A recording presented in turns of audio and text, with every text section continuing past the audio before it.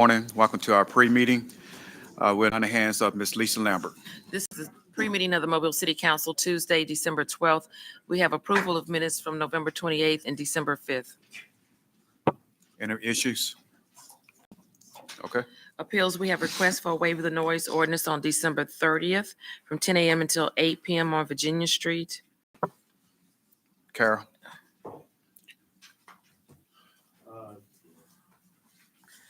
February 4th from 11:30 a.m. until 11 p.m. on Dolphin Island Parkway. Let's change that to 10.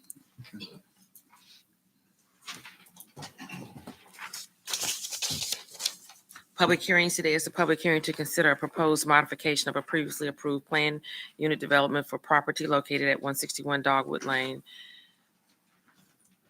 Public hearing to consider proposed modification of a previously approved planning approval for property located at 161 Dogwood Lane. And the issue, Ms. Vice President? Public hearing to declare the structures at 1501 Wellington Street public nuisance and order it demolished. Public hearing to fix the cost for structures at 56 Brucewood Drive East, 1704 Butler Street, 1017 Donald Street, 1815 Pleasant Avenue, 2658 Reeves Street, 1408 Linwood Drive, 919 Nellie Street, 1417 Tampa Drive. Public hearing to declare the structure at 2780 Government Boulevard public nuisance and order it demolished and secured. Mr. David? Yeah, Mr. President, I've got an update on both the items for actual demolitions for the public hearings. Mr. Penn, the first one's in your district. It's the Wellington. I do want to bring notice to you that I provided a survey. Normally, we do not survey the buildings, but in this case, it's unique because the structure itself is located on city right-of-way, unopened city right-of-way of McCants Street, which runs off of Wellington in between Illinois Central Gulf Railroad. This is important because even though it's on the city right-of-way, this church building belongs to the adjacent property, which is listed as Grace Truth Church of Jesus Christ Deliverance. You'll see that there's a placard on the front of the church with the same name. So it's possible that when this church was constructed or moved to this location prior to annexation, I believe, that it was put in the wrong place. However, today the church is no longer active. The building is deteriorated to the point where the roof has problems and the exterior wall of the foundation. The city of Mobile has served notice. That's why we wanted to, make sure where the structure is located. We served notice to all adjacent property owners along the unopened McCants Street. So there's 4 property owners to the north, to the south, which is the church property, to that L-shaped property, and then also the one further to the east. We've had some communication with the adjacent property owners, and they've shown no interest in the building. We've had no contact with the church itself, but we do understand there's one surviving member of the original church, and they have not reached out to us. So we would like to recommend to move forward. And Mr. Carroll, you've got a survey in your stack. Yeah. The other application for municipal enforcement is the 2780 Government Boulevard. And Mr. Daves, I want to bring this to your attention. There's 5 separate owners to the property. It gets unique because there may be a challenge on who actually owns it due to the fact that some of the owners of record have passed and there's heirs involved. One of the heirs, well, let me back up before I get to that. There's also a 6th person. There's a lease agreement that happened somewhere down the road that we picked up in our title report that identifies the owner of the surface structures, the building. So there's a lease agreement. So there's multiple people that have interest in this property. We expect an attorney to show up that is representative, one of the heirs, that possibly there could be a lawsuit pending in court, circuit court, to determine who the owner is. Their intent is to sell. I don't have a time frame under the resolution. I do expect an attorney to show up at the meeting at 10:30 to give us some more information. And I'm not in objection if you would like to give them more time to determine who the owner is to sell it. But I do want to point out the building has problems with the roof and the exterior wall. And we do need to make some action at some point in time because this is a harborage for the homeless to come to this building and cause problems with litter, trash, and debris. This is the old Colonel Dixie building, right? That is correct, yes. All right, thank you. Presentation of petitions and other communications to the council. Reverend Tony Allgood, comments about police body cameras and policing in Mobile. Betty Martin, Latanya Thompson, Alex Lofton, comments regarding Jawan Dallas. Billy King to request support concerning workshop targeting the development of youth and parents. Mitch Fry to provide information about the Alabama School of Math and Science. Plans to provide free online ACT tutoring. Michelle Simons has questions about policing and sentencing in Mobile. Bobby Langford, comments about the ordinance handicapping police officers from performing their duties. David Whitlock, comments about homelessness in Tillman's Corner area. Sabrina Mass, gun violence concerns and addressing how elected officials speak to citizens. Sergeant John Goodwin, comments about proposed amendment to Chapter 46. Sarah Batten, comments about the city ordinance involving police search warrants and body cameras. Pastor Marvin Liu, comments about the need for intensified efforts to keep Mobile safe. Ordinance, Chapter 46. Eugene Gilbert asking for future support for the 2024 Mobile Original Battle of the Bands event.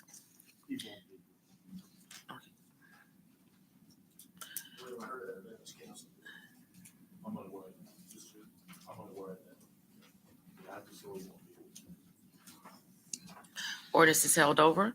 46055, amend Chapter 46, Police Department and Law Enforcement of the Mobile City Code.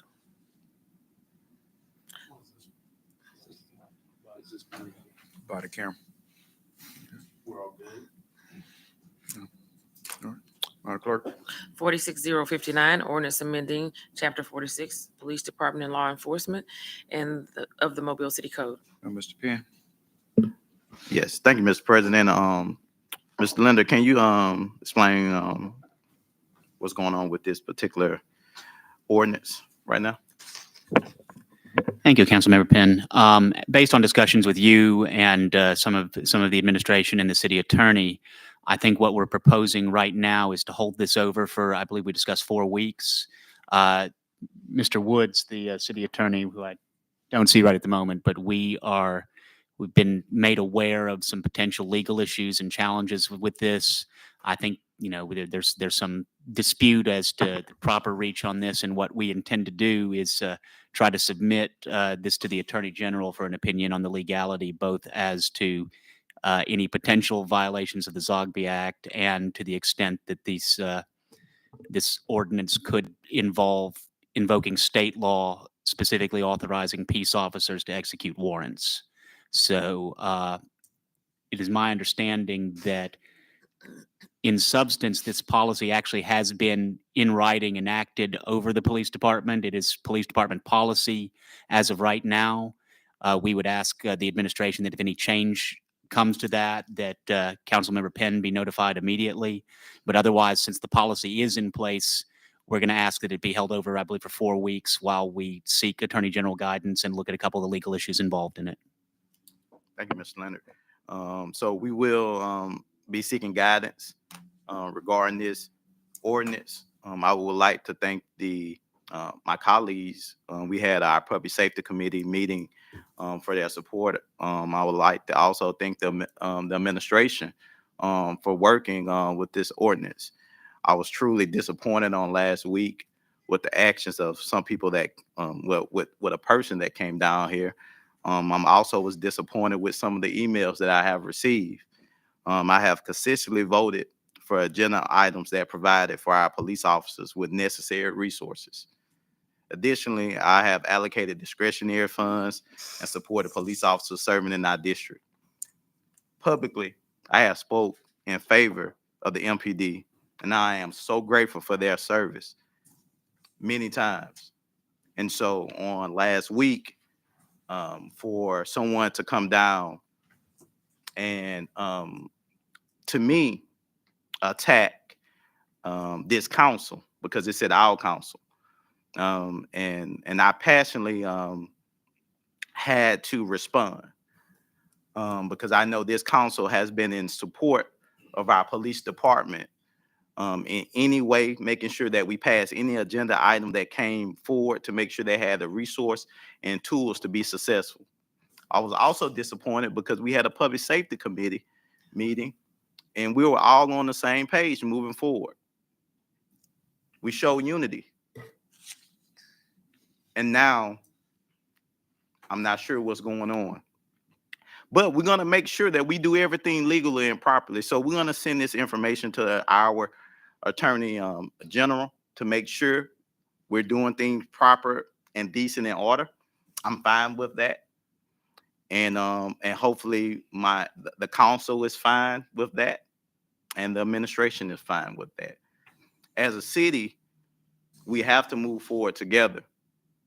And as a council and as me personally, I have never went against our police department.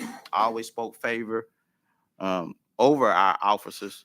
And so I was really disappointed because if anyone on this council would at any moment stated that all police officers was this, the city will be in outrage. People will be in outrage. The community will be in outrage. The administration will be in outrage. So for people to be upset that I was passionately in outrage that someone came that represents part of our city to say all council members and no one stood up and mad that I stood up, I'm gonna continue to stand up for this council. And I'm gonna continue to stand up for my attorney, our attorney, because that's the type of person I am. When people have made statements regarding certain people in this administration, I have stood up if I thought that was the right thing to do. I'm always been fair. Even when sometimes that wasn't the best judgment at moments, but I thought that was the fair thing to do, and I did it. I wasn't looking for a pat on the back. I just was trying to do the right thing. So to hear statements like those, and sometimes the only thing we say that a person is just being passionate about an incident that occurred that this council had no idea that took place, I was very disappointed. I have a 9-year-old daughter. Didn't know what took place. I was very disappointed. This council was had a pre-council meeting. We haven't seen the news. We're doing the city business right now. We was upset about what took place. I was with the grandmother. I was with the mother in Aaron Park. I was marching on that Sunday before that against gun violence. So are we outraged about those things taking place? Yes, we are. So I was disappointed. But going forward with this ordinance, I'm fine with sending it to the Attorney General, and hopefully the council is fine with that and administration as well. Thank you, Mr. President. Mr. President. Ms. Woods. Mr. Linder, you can answer this question better than I. 30 days to get something back from the AG. I mean, I feel that that's kind of a short amount of time. I know in other situations, again, just reading through media, and I mean, 30 days is kind of pushing. I mean, is that adequate enough time to get an answer back from the Attorney General? That'll be entirely up to the Attorney General. It may not be, at which point I think Councilmember Penn and I and whoever else needs to will discuss it. We may give it additional time, but procedurally, I think it's better for us to basically delay it for a definite period of time so that it will come back up, at which point we can decide at that point whether we need to give it some more time or not. Whereas if we tabled it indefinitely, it would not come up at any specific time. So that's a procedural device that Councilmember Penn requested, and I agree with him. Okay, and then to Mr. Penn, obviously, the administration's taking strides internally. Obviously, they're with Kenyon Brown and going through that. That's a 90-day process, and I guess we're probably 14 days into it, maybe. there might be other things that come about from this.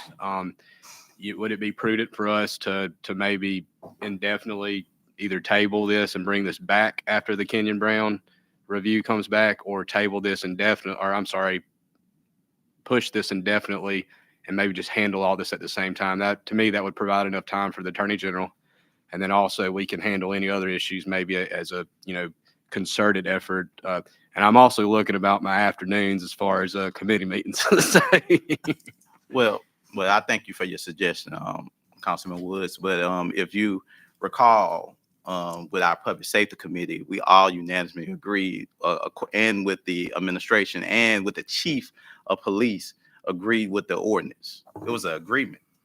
So the only thing that we're waiting from the Attorney General is that to see if is it going against state law. It's already been agreed upon. The policy also, the procedure has also been agreed on between the police officers. So everything has been agreed on. I don't know what would be another decision to change. I don't know what why another committee meeting will be in place if we already had agreement between the council. We already had agreement with the administration that they sent their notes, the amendments that they would like to see that we agreed upon. The Chief of Police stood right here before us on the mic and gave all the things that he would like to see, and we agreed upon. I don't know what other why we would have another meeting. I think the only thing that we're waiting for from the Attorney General is to see that this goes against state law. Well, I'm talking about the findings of what Mr. Brown, when he finishes his review.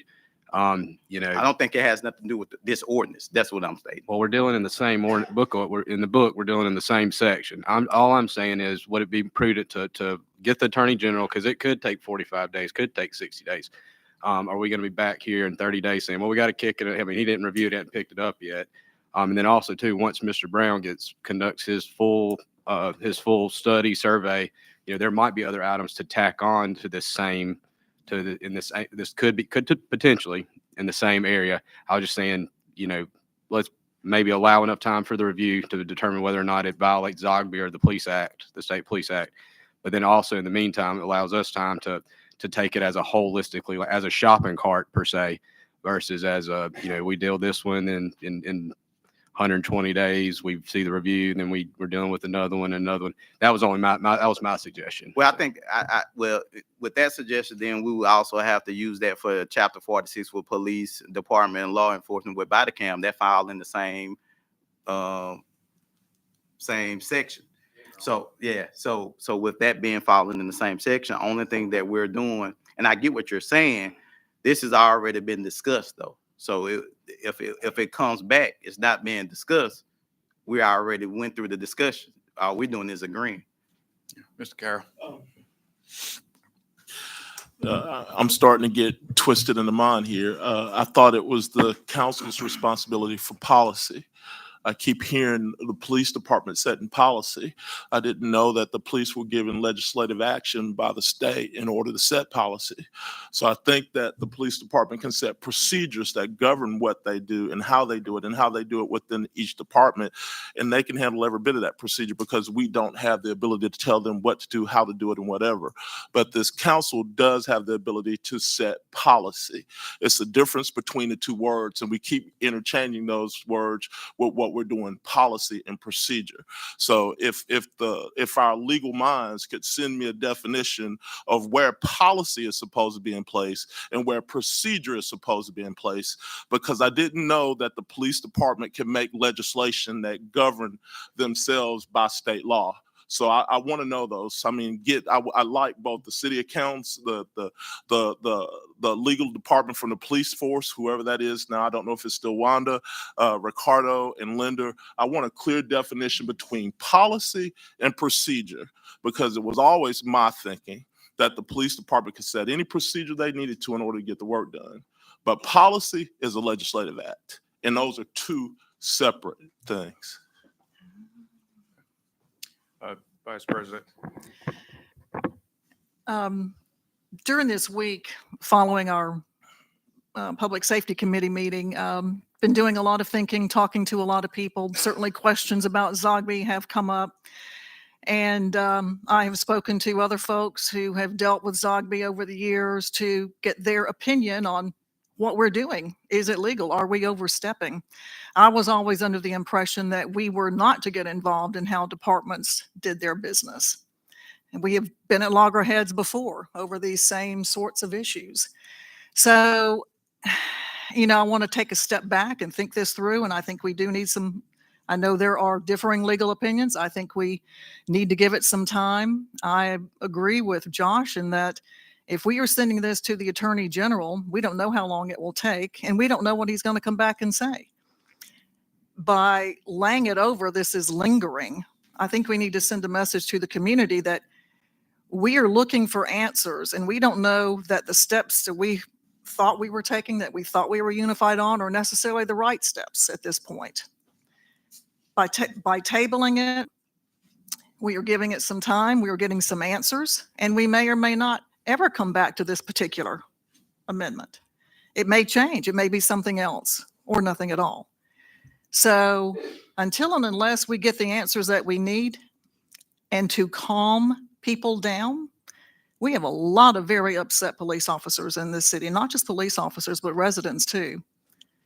And we need the correct answers before we move forward to do anything. Laying it over just keeps it lingering.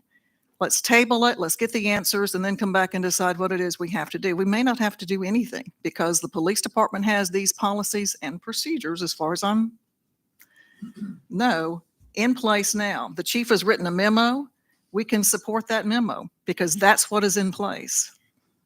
If we keep getting into everybody's business, we'll be doing this for the fire department, for public services. Engineering. We don't need to be telling Nick Amberger and his crew how to do their jobs. So we just need to be very careful. Mr. Dave? Thank you, Mr. President.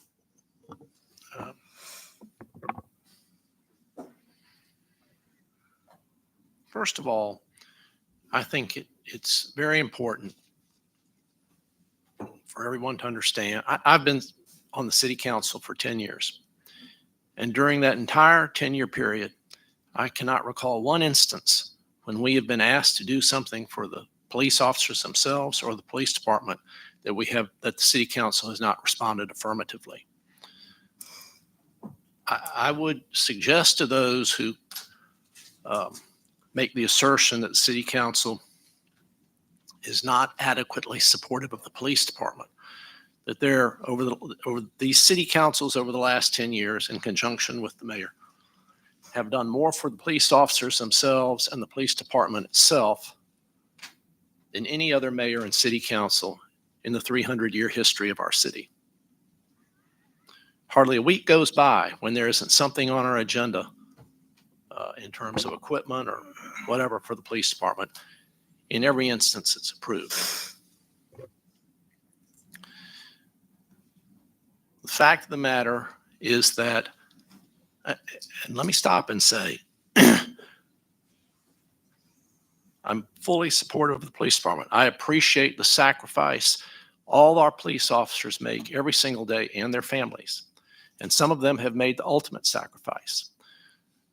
They are serving as police officers in a time in our country and a time in our city when it is particularly difficult to serve as a police officer. I recognize all that. But the fact of the matter is that we have had a number of incidents during this year, each one of them defensible in itself, but taken as a whole have caused a great deal of consternation within certain segments of our community. And it's incumbent upon the city council to respond to those concerns. I think that these two provisions that are before us are a modest response. And the other part is the ability of the city council to act is extremely constricted by state law. But I think these two ordinances that are in front of us are a modest response to what we have heard from these sections of our community. I'm in favor of laying this over for 30 days, as Corey has suggested. I think it's important that we keep it out there. I think it's important that we keep it out there as an item that we are working on and not table it. Thank you, Mr. President. We'll hear from Chief, then we'll move on. Chief? I was just going to comment that Mr. Carroll suggesting that we get all the attorneys together, that is exactly the reason we're asking for an AG opinion. Counsel for the police department, which is James Harrod, believes it's illegal ordinance, okay? The city administrative attorney, Ricardo Woods, is agreeing with that particular stance, that it does violate Zogby, and it also violates state police powers. So that's a new aspect that we didn't consider in the committee meeting that's raised issue. I think the attorneys, now Michael Linder has a different opinion as far as Zogby. So we're asking for clarification so that we can get all the legal opinions. But when you have legal from the police department saying that this is wrong, it's going to cause this outburst. So the police department's in agreement with seeking an AG opinion as we move forward. All right. Madam Clerk? Okay, so we're laying this over 30 days. Yes. January 9th. CIP resolutions held over 09/1296, authorized payment for cost overrun for 2022 A-Trip project. Resolutions held over 08/1297, approved purchase orders for fuel for various city departments. 08/1298, approved purchase order for Cities Co., a Boatler company for heated banquet plate carts for the convention center. 08/1299, approved purchase order to Donahue Chevrolet for 13 Chevrolet Tahoes. 1300, authorized change order number 1 for Moffitt and Nickel to complete CE&I grant closeout of the 3 Mile Creek dredging project. 211301, authorized second and third years of the 3-year contract with Convergent Technologies for server and security maintenance at the cruise terminal.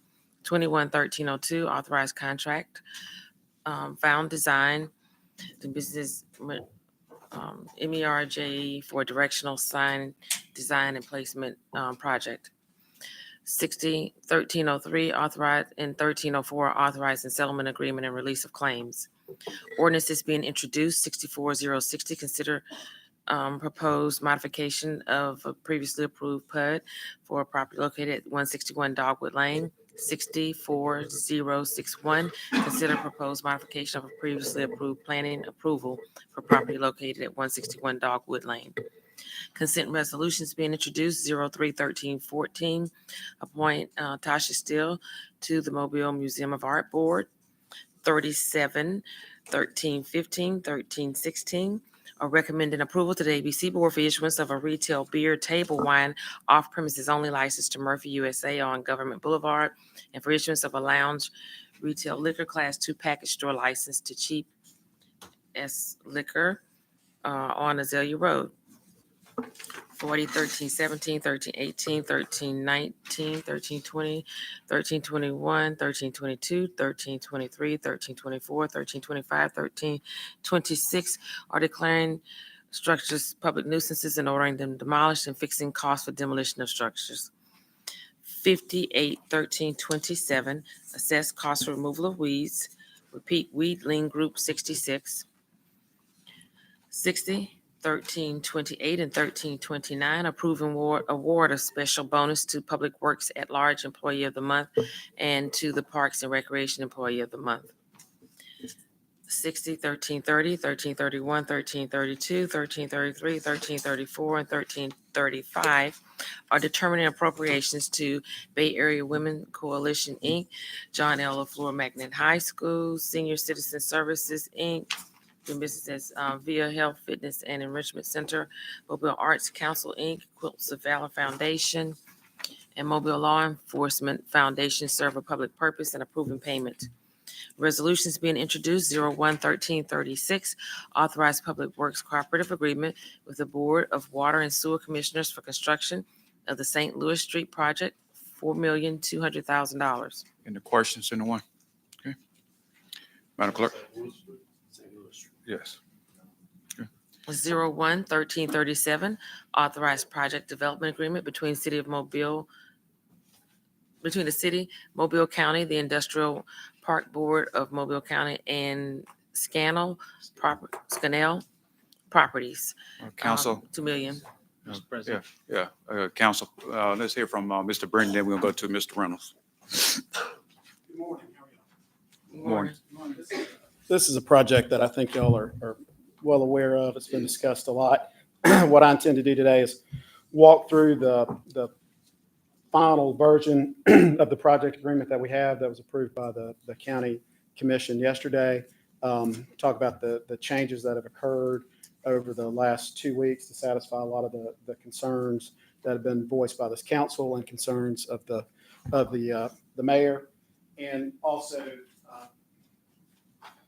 point out a couple additional changes as we get through this on a paragraph by paragraph basis to the extent we need to. We have David Rogers with the Mobile Chamber and the Industrial Park Board here with us today, along with David Salinas representing the developer, who will be able to get into any specific issues with regard to the development. We got Barry Beachmore here as well. We can talk about if there are any remaining issues specific to the Corps of Engineers issues, which have been raised a few times as we've gone through this project. What are we doing here today? The city's been asked to facilitate the development of a Class 1 rail commercial logistics and distribution center and in the city of Mobile at the Industrial Park Board property that has been sitting there for years waiting for a project like this to come along. David will get into the specifics of the project. The total project, the entire site covers about 558 acres. The initial phases cover about 300 acres. The projected CapEx, when fully built out, is about $700 million, and the initial phases CapEx is about $250 million.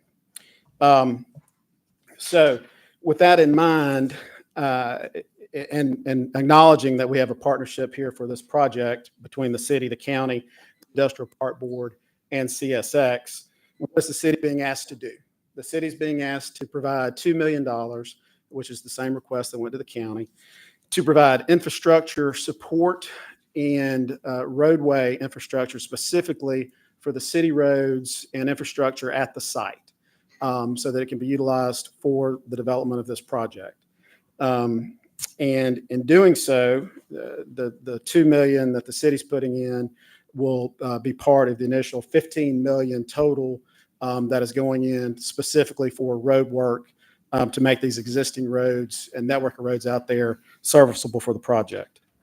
And so with that in mind, before those funds can be provided, and as a condition for those funds, what is the city asking the developer to do? Well, first, as a threshold item, you'll see on page 3, section 1A, the developer is required to secure all permits that are required for this project in order to move forward with closing. Those permits include the core permits and the wetlands permits, which we'll cover in a little more depth here shortly. On page 7, the next requirement at paragraph 2C is that prior to closing, which they have to close on this acquisition by December 31st, they will record deed restrictions. Okay, well, all right, I'll refer to the paragraphs then. Paragraph 2C.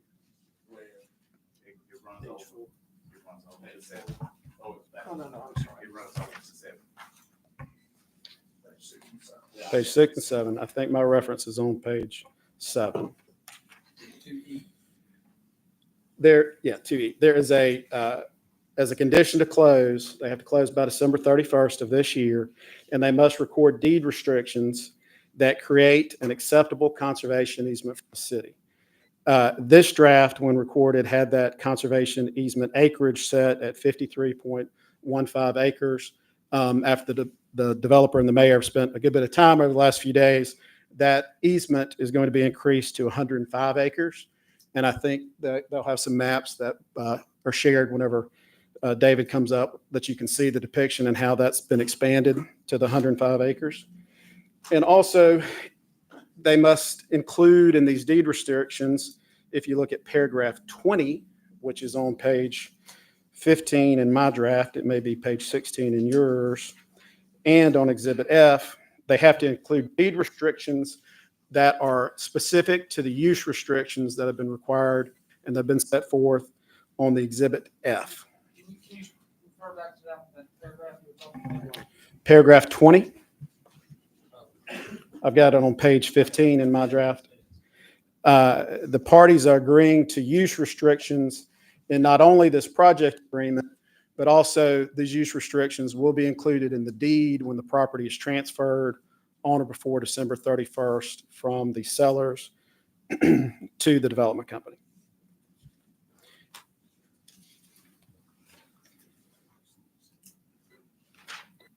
Also, if you flip back to paragraph 2E, the next requirement is that the developer has to install the traffic light at the entrance of the Mobile Commerce Park and Rangeline Road. In paragraph 1A, the developers have to complete the required roadway improvements by December 31st of 2025. And those required improvements must be obviously approved by the city because they're primarily on city roads and have to be accepted by the city as well, all in compliance with the city requirements. In terms of the spec building being required, we've modeled this similar to the project that we did several years ago for the South Alabama Logistics Park. Within 60 months of closing, they're going to be required to have at least 250,000 square feet of active rail-served buildings on site with an initial tenant having at least 50 employees. The difference between this project and the South Alabama Logistics Park, and the reason why we have moved forward with this project specifically, is the CSX component and the ability to have a rail-served park within the city. That has been, up until now, and I think the economic development professionals will be able to talk about that, been the key piece missing from our efforts to grow as a logistics and distribution hub. If you look at our competitors, whether that be Savannah, whether that be Charleston, whether that be Jacksonville, whether that be any other port we want to name, port city we want to name, the ability to have a rail-served park is key, and this will be the first park in the city, in the county, fulfilling that need. So those are the specific requirements of the developer, and those are in addition to our standard terms and conditions that we include in economic development agreements that we've developed through the years. The biggest difference here is what happens if the developer doesn't perform or defaults. Well, if they don't meet the conditions precedent, they never get the $2 million. So if they don't close, if they don't construct, and if they don't perform, the initial $2 million isn't paid. The biggest difference here is what if they violate a use restriction? And this is something we haven't done in economic development projects before.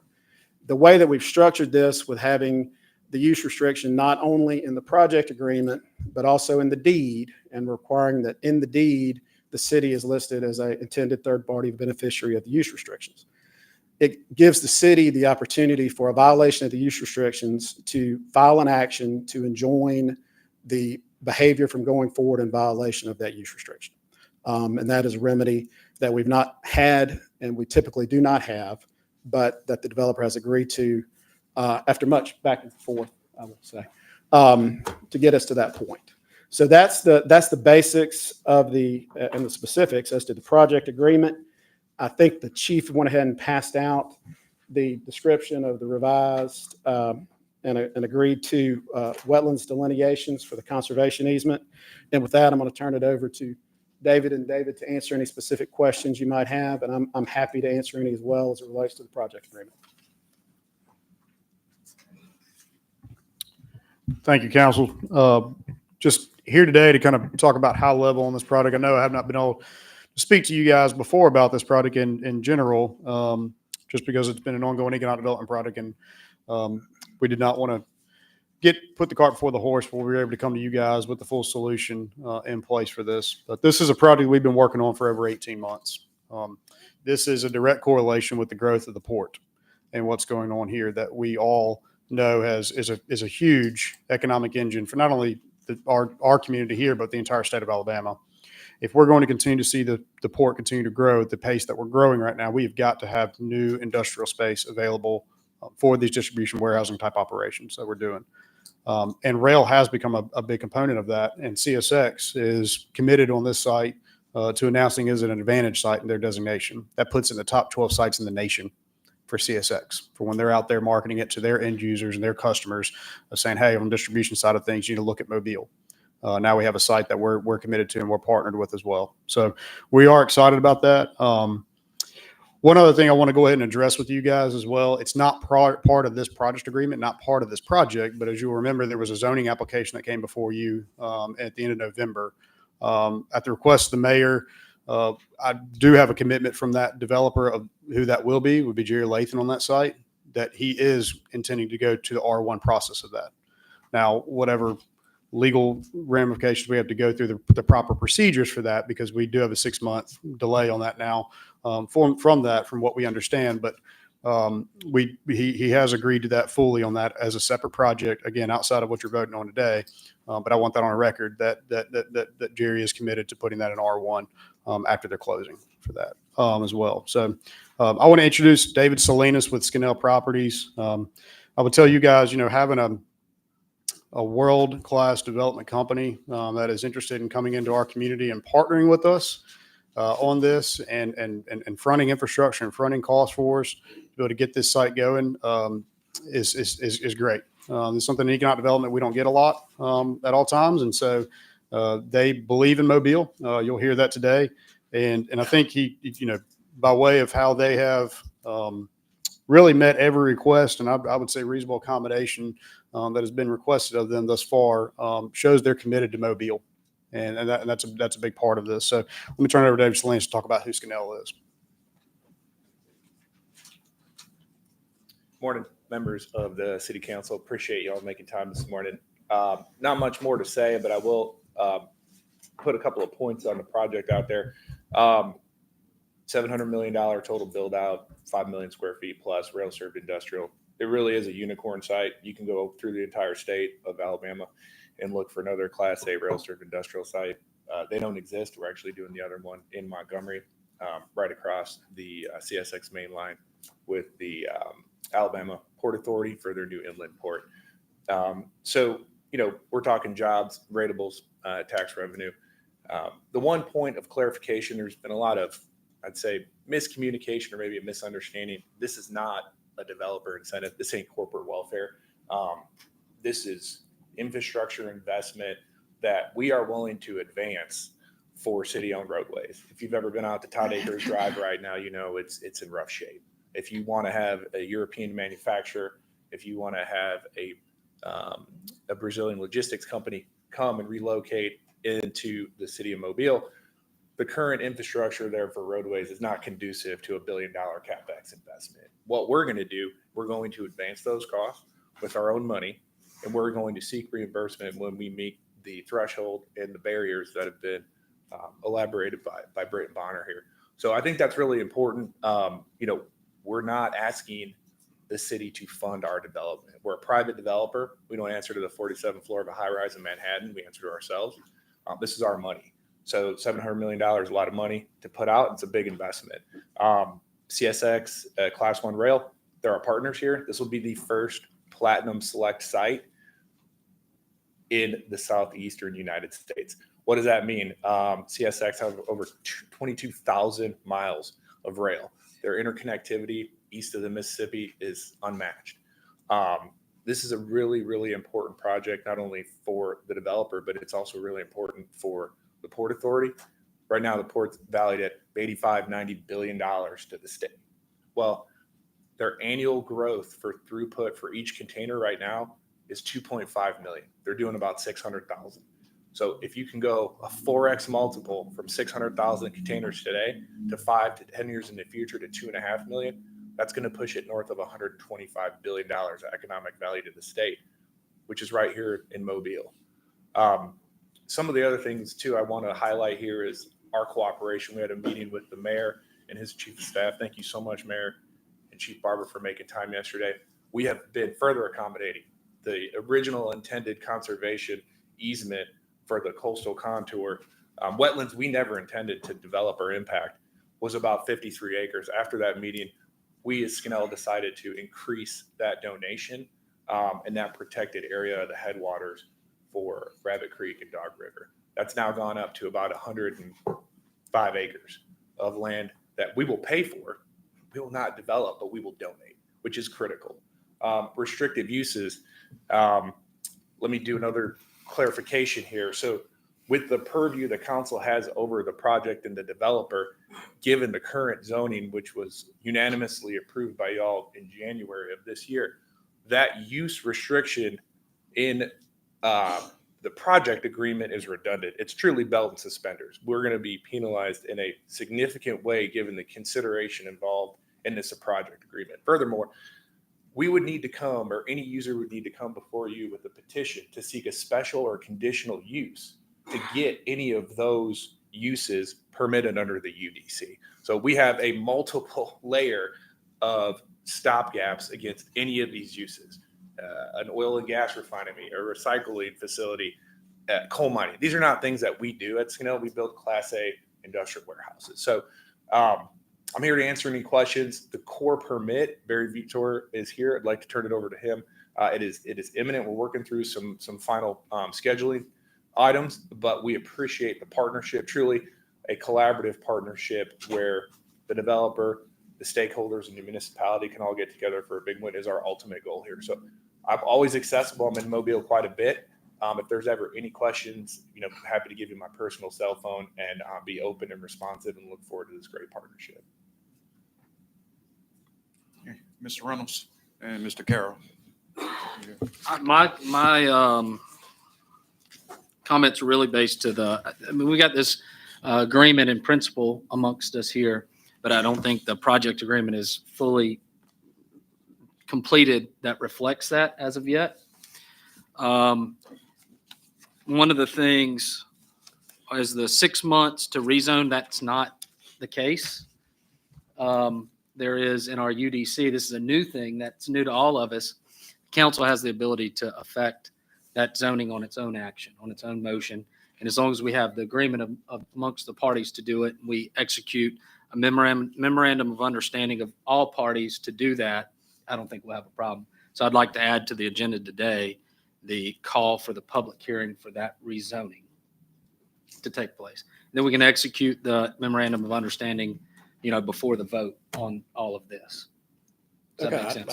Okay. That's fine with me. I know the developer, the owner's committed to that as well, so. That's correct. Okay. Yeah. And a baykeeper is also going to be involved in that as well as a party to that contract. The MOU. Yes, correct. Okay. Some of this we can work offline, but it's all aimed at these really 2E provisions. In the recitals, I'd like to see a whereas added that the parties have determined that something to this effect.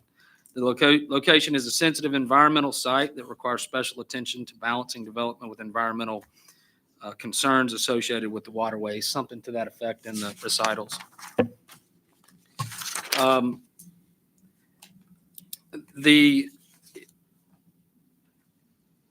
date. So in 1A, it says shall acquire, I think this probably makes sense for all of us here, shall acquire project site no later than December 31st. I don't know that we know that the Corps of Engineers is going to approve by then. We've been assuming that it would be, approved well before that. So we may consider pushing that date. The use of the term throughout this document, good faith, commercial, and reasonable efforts. I don't know if that's the strong enough language that we want in here. What specifically are you talking about? In 1A, the company is unable to secure the necessary permits from the city or any other applicable governmental agency or body for the construction of the roadway improvements after good faith, commercially reasonable efforts. Yeah, that's a condition for us to even fund. So Okay. So if the road's not constructed, it wouldn't be funded. Right.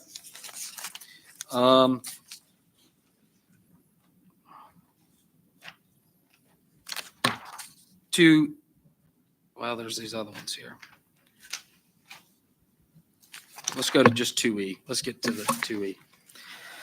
That's where most of my discussion has been surrounding, and I want to say thank you to the mayor and all the parties that I think we've reached this agreement in principle, which was very challenging. I mean, it's very difficult to get everybody to move this far, and I'm glad we are where we're at. I would like some additional language added to 2E, which we can discuss outside of this. I think these are reasonable things. Michael and I have discussed them. The legal description of the property that's going to be deeded to conservation. So that's going to be for the southern boundary, this expanded one that everybody's agreed to. And then the irrevocable added to deed in paragraph E, number 1. Josh, how am I doing on time? Over budget, way over budget. Okay. Wrap it up. We're going to be your producer and tell you that. Yeah, that's right. And then identifying into E. Identifying into 2E that it's not providing a conservation easement in a form of substance acceptable to the governmental parties, but it is in fact that these identified lands will be deeded to the land trust itself. At time of close, it will be deeded to the land trust, not in a substance acceptable to the governmental parties relating to the acreage. So that's ironclad. And then the real estate purchase agreement. Okay, so the as a separate portion of this, as to David's comments regarding this 40 acres that abuts this property to the east. Obviously, the identified wetlands, those will be deeded upon closing as well. I know there's this real estate purchase agreement between the other parties. So as part of that closing, that needs to be deeded as well. I'm happy to look at everything Okay. you're talking through. And then the down zoning to R1, of course, we can start that process today. And, you know, I think you've satisfied the environmental concerns here. I do want to point towards, you know, this took a lot of effort. I mean, a tremendous amount of effort to get to this point, and I'm very happy that we are where we're at. But going forward, you know, working with the chamber and David and everyone, as we evaluate, you know, what's actually in the contract versus what could be or possibly be, you know, if we look at what's the contract holds the developer to, it's 250,000 square foot of warehouse space and 50 jobs. It's not, although we have high hopes that it will be much more than that. The contract only says 250,000 square foot of warehouse space will be built and 50 jobs. So going forward, as we, you know, negotiate these deals, we should, you know, maybe consider putting a little bit more in there, you know, as far as jobs and square footage. Well, I will point out, you know, this agreement was set up for a spec building. And they're putting, y'all have seen prices. I mean, we're requiring them to put in 250,000 square feet for this type building. That's between probably $50 to $85 million. So on spec, that's what we're requesting. So this isn't an economic development project where we're incentivizing the end user. We're incentivizing a spec development. So it's different. And I also want to draw everybody's attention to, as we consider these economic incentives going forward. I was reading an article here. This was by the. Just all right.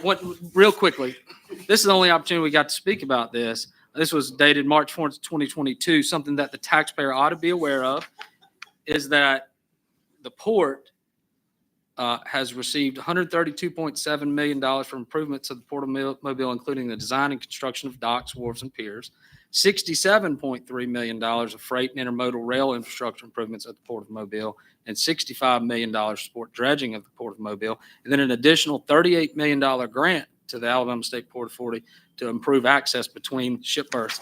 Why this is so attractive to us to have, or to the developer to build these warehouses, is because our port has been subsidized upstream to help improve it, which has now increased the demand for this sort of warehousing space. It's something that we should always be mindful of, the taxpayers involved all along the way, that we're not necessarily in the business of begging for locations. I'm not saying that that's what this was. That's it, Mr. President. Mr. Carroll. He said it. Okay. Anyone else? But I would like to ask a logistics question after that. Just 30 seconds. I want to know how it's going to operate.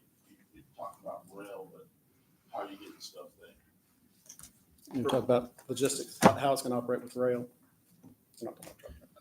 So it's a real basic thesis. Everybody thinks you order an item on your phone and it's magic. It shows up at your door. There's a logistical army. So that container gets on a ship from the port of Shanghai. It gets off that ship in the Port of Mobile. It either will dray out on a truck from the port and come to one of these facilities. It'll be further refined, broken down, assembled, manufactured, whatnot, and it'll either get out on a long haul rail line, either to Montgomery, Memphis, Chicago, or it'll dray out no different than the Amazon to deliver these products to consumers. My mind was just thinking that there was a rail running through your development. I don't see any rails on it. Yeah, that's right there. Oh, it is. Yeah, it's a really faint line. Oh, this rail. Oh, well, I'm not used to seeing that much detail as a rail. I look for Yeah. the other one all the time. Yeah, there's going to be multiple spurs. It's a mainline turnout. Again, CSX is fully committed.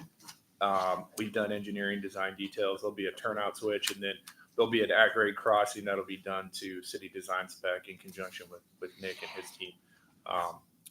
The goal ultimately being less trucks on the road. Well, Higher now that I know efficiency. what a rail is, I'm fine. I'm just not used to seeing that. Those lines look like that. Mr. Dave, then Vice President Gregory. Thank you, Mr. President. I can say what I need to say in 15 seconds, which is the economy of the city of Mobile is dependent upon the Port of Mobile. It's true today. It was true 300 years ago. All these great things that have happened to us, Airbus, Austal, all these industrial parks, the Amazon distribution center, the Walmart distribution, all that's dependent on the port. Without that port, we are a much, much, much, much smaller, less affluent city. What's good for the Port of Mobile is good for Mobile.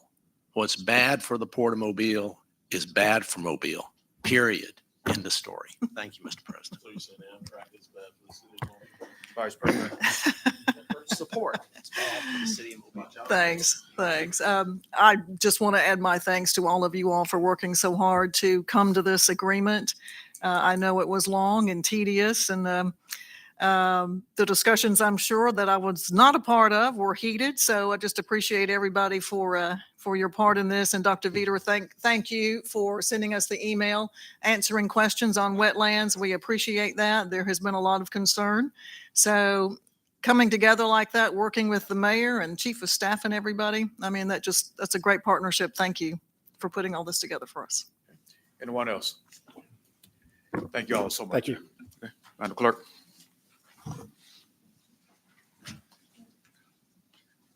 (08-1338) approved purchase order to Emergency Equipment Professional to remount Yes. ambulance bodies, $527,976. Mr. President. Yes. Public Safety Director Lasky approached me this morning and has a request with respect to this item. Yes, during the last 10 days, we've had several unexpected mechanical breakdowns of our fleet. We are asking to expedite this for immediate consideration. in order to have 2 ambulances sent out to be refurbished. We have from the company a guarantee of 1 that will be returned prior to Mardi Gras, and the high probability that they both will be returned prior to Mardi Gras. We currently run 12 ambulances per shift. During the parades, we run an additional 4. This would basically ensure us that we have the requisite ambulances to run during Mardi Gras if we were able to get this approved today and get them shipped out this week. Any questions, concerns, anyone? I'd like to ask this, that we waive the rule on this one.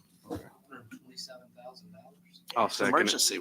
It's not the rule is the rule, but under appropriate circumstances, it can be waived. Well, we got to provide the service. Things happen. Exactly. Reynolds? I'll call it out, and if you want to vote against it and hold it up, that's, your prerogative, but I think we need to move forward. All right, thank you, Madam Clerk. 081339, approved purchase order to Gray Bar Electric Company for roadway luminaries for traffic engineering, and that cost should be $76,389.75. Don Rose sent a corrected amount by email.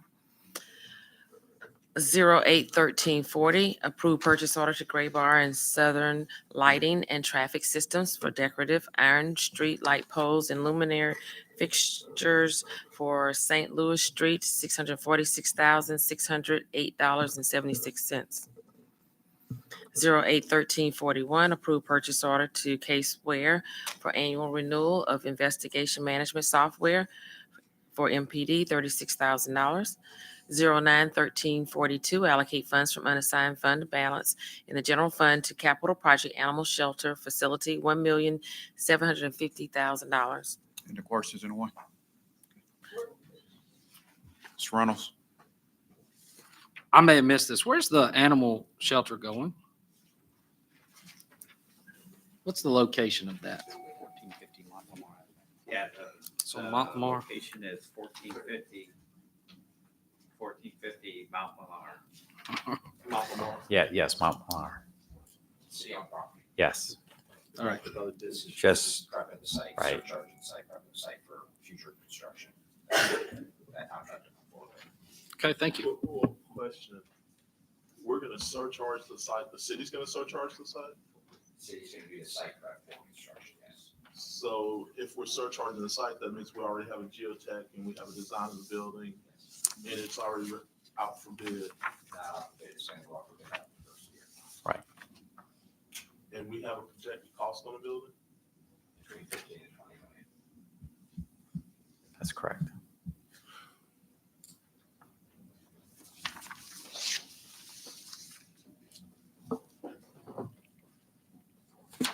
Twen- 211343, authorized contract with Touchdown Cleaning Services, Inc. for janitorial services at the cruise terminal, $41,784 for 3 years. 211344, authorized contract with J Hunt Enterprise General Contractors for site work phase for the new animal services facility, $1,744,642. 211345, authorized contract. Wait. Is this hot? Yep. Yes. So we're. Wasn't given by anyone as a contract for the work. No.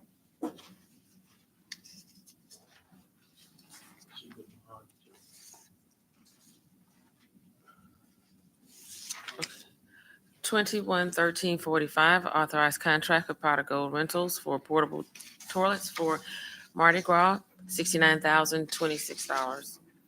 231346, accept deed from the Board of School Commissioners of Mobile County for 1600 Boykin Boulevard. 231347, accept quick claim deed from the state of Alabama for the Civic Center project. Mr. President, Got Mr. Woods. not a question necessarily about this, but back in November, the 8th or 12th, I believe, it was the 8th, voted on the project, said you're going to give us a monthly update. Been kind of 30 days now. Can we go ahead and just grab that from you real quick? Just as far as the Civic Center and the parking deck, where we stand on that. on the parking deck as far as Just real quick, I know we're running late on time. But we gave you an update on the Civic Center facility and the design update. On the parking deck, the contractor is out there prepared to mobilize. He'll actually start doing some asphalt removal probably this week to prep. We're looking to schedule a time based on mayor's calendar and y'all's calendar for a groundbreaking ceremony. If we can't get it next week, it may be right after the first of the year. But that won't stop them from getting moving on, doing initial site work. And they're also going to do their own survey to make sure they pinpoint the specific location of the building. That water line that we had moved, that 16-inch water main, is nearing completion. We hope to have it done in the next probably week or so. So then that'll be operational and they can remove the old water line when they get in there to do their foundation work. So everything's on track with that as well.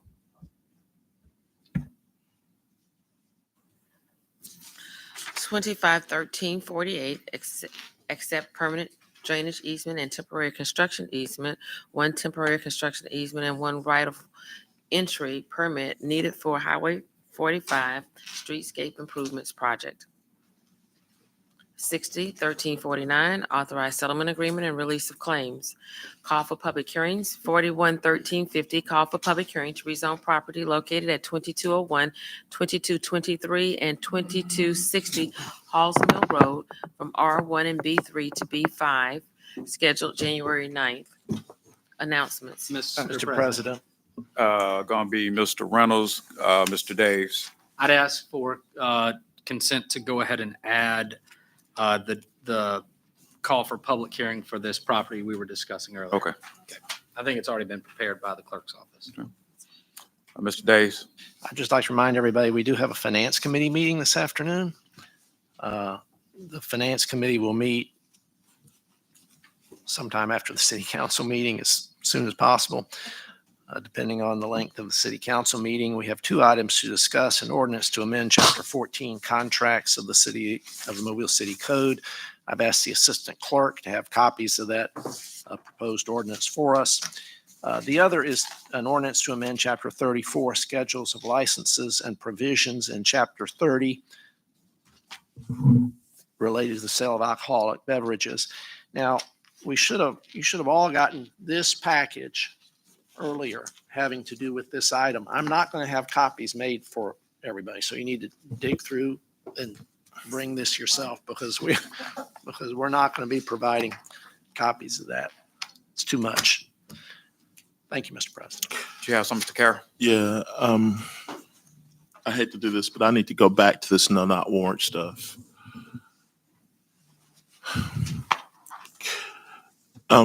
An attorney general's opinion is just no more than another legal opinion. And however the question is stated to the attorney general will probably determine the outcome of the response.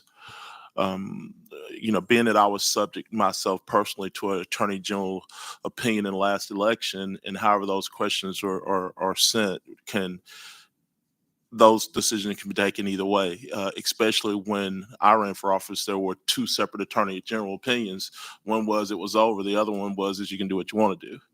So that when I think this council deserves the right to see that question before it goes out. Also, this council has the right to privy and be a part of the structure of that question before it goes out to make sure that something that may have the opportunity to affect policy and not procedure is in the best interest of the public and public trust. So before anything goes out, this council has the right to see it, approve it, privy it, and possibly even add to it before it goes out. Mr. Linder, I like that put in writing on letterhead and sent from my office today immediately following this council meeting. This pre-council meeting. And I would like to go back to Resolution 23-1346, and that is for the city to accept the deeds from the Board of School Commissioners. Where the sales center is located on DIP, the city do not own that property. We have pumped thousands of dollars into that building for the senior sales center. We were leasing it from the Mobile Community Action. Mobile Community Action is leasing it from the Mobile School Board. The sales center on DIP has a large population. Matter of fact, it's bigger than the kind of Hudson Center. We have a lot of seniors that's out there. So what's before us is an opportunity for the city to go ahead and own this piece of property.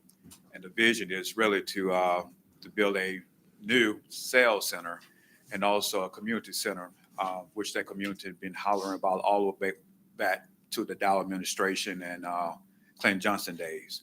So this is great news, and this is a great Christmas present for the citizens on DIP.